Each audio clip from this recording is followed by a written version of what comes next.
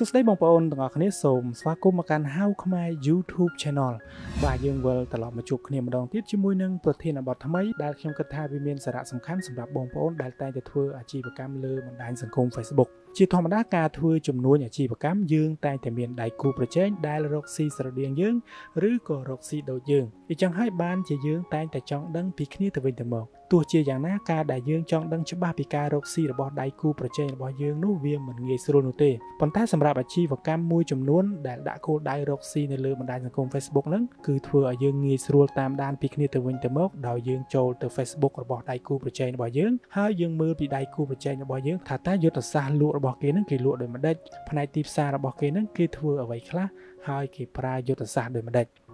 ចឹងហើយបានជា Facebook មានកន្លែងមួយងាយស្រួលសម្រាប់បងប្អូនធ្វើការតាមដាននិងប្រៀបធៀប Facebook គូប្រជែងអាជីវកម្មរបស់យើងនឹង Facebook Page របស់យើងថាតើ Page មួយណាធ្វើបានល្អជាង Page មួយណាខ្លាំងជាងបាទអញ្ចឹងដើម្បីធ្វើការប្រៀបធៀប Facebook Page នៃដៃគូអាជីវកម្មរបស់យើងនឹងយើងចូលទៅ Insight បាទបន្តមកទៀតយើង scroll ទៅក្រោមឲ្យអស់បាទយើងនឹងឃើញ Pages to watch បាទ Compare the performance of your page and post with similar pages on Facebook បាទអញ្ចឹងមានន័យថាយើង add page ដែលរកស៊ីប្រហែលយើងនឹងឬក៏រកស៊ីដូចយើងនឹងចូលមកក្នុងតារាងនឹងបាទដើម្បីធ្វើការប្រៀបធៀបអញ្ចឹងខ្ញុំនឹង add page មួយដើម្បីជាឧទាហរណ៍បាទអញ្ចឹងវាគ្រាន់តែជាឧទាហរណ៍ទេអញ្ចឹងខ្ញុំ add page How ខ្មែររបស់ខ្ញុំចូលតែម្ដងបាទអញ្ចឹងយើងចុច watch page បាទ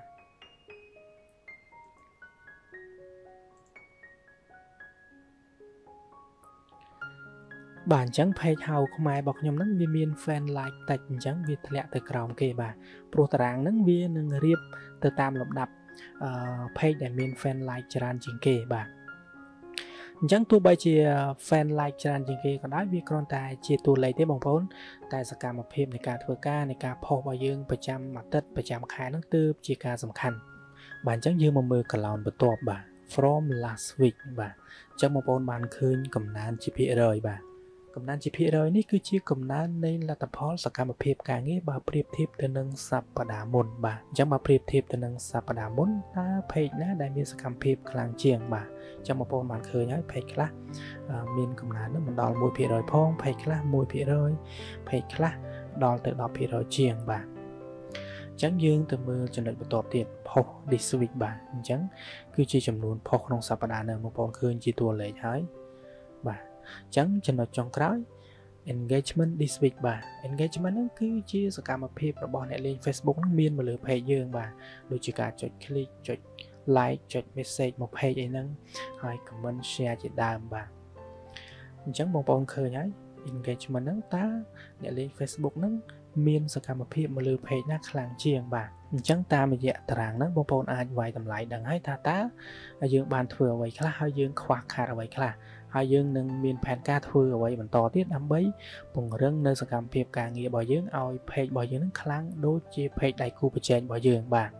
ទន្ទឹមនឹងនេះបងប្អូនអាចចុចមើល page នឹងតែម្ដងថាតើគេបានផុសអីខ្លះបានជា page របស់គេនឹងមានសកម្មភាពល្អបែបហ្នឹងបាទអញ្ចឹងយើងអាចចុចចូលទៅតាម page នីមួយៗអញ្ចឹងបងប្អូនអាចទៅមើលសកម្មភាពនៃការផុសរបស់គេទៅថាតើគេផុសអ្វីបានជា page របស់គេនឹងខ្លាំងបាទ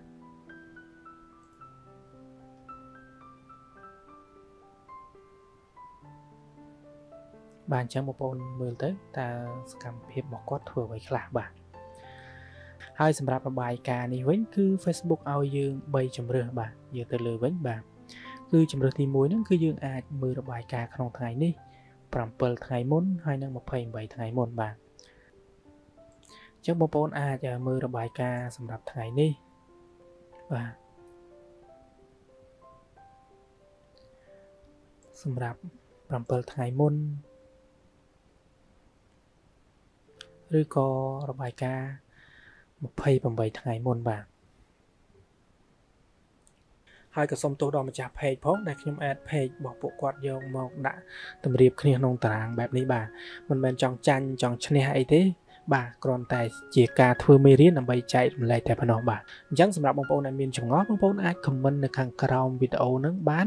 ហើយបើសិនជាបងប្អូនចូលចិត្តវីដេអូនេះហើយចង់បាននៅកន្លឹះឬក៏ technique ផ្សេងៗទៀតនៅពេលក្រោយនេះសូមបងប្អូនជួយ subscribe channel YouTube ហៅខ្មែរម្នាក់មួយផងបាទសូមអរគុណសូមជម្រាបលា